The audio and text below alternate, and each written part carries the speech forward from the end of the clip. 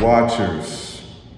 So we got to see Dakota Fanning, if you remember that movie from 20 years ago in 2004, with Denzel, Man on Fire, where he was protecting a little blonde girl. That was Dakota Fanning as a little girl. She's now 30 years old, a grown-ass woman, and she was just in this film, The Watchers, which had its directorial debut by M. Night Shyamalan's daughter, Ishana Night Shyamalan.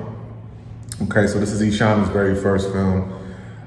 So basically the premise of the film is this. I just seen it, literally just left the theater. The premise of the theme is you have Dakota Fanning's character, you have this young dude, you have this older white woman, and you have this other woman, and they're all stuck in the middle of a the coop, which is basically a compound where they must perform every single night their humanly duties, anything human, whether you watch TV or you dance or you sing or whatever, act human for the Watchers.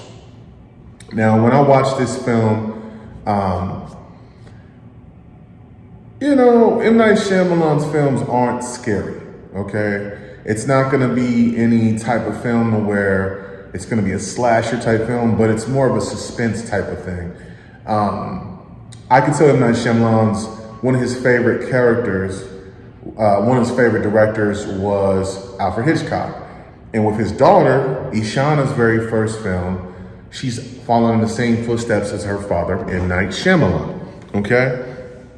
So, Dakota Fanning is a 28-something woman who lives abroad in Ireland, and she so happens to work at a pet shop, and she must take this very rare bird all the way to another side of in this, she's stuck in this forest that she can't get out of with the other three characters. But like I said, they have to perform every single night, okay? Now, if you know anything about folklore, you know anything about fairies or anything like that, Disney had a way of making fairies, your fairy godmother, seem like something that was pretty and happy. But this film, the fairies are evil, okay? So that's all I'm gonna say about that. I'm not gonna give too much of the film, but the fairies are evil. What do I think of the film? Overall, I mean, it was her first film, Ishana's very first film. And you can't go wrong when your father is M. Night Shyamalan. I give the film a 78. Did I love it? No. Did I hate it? No.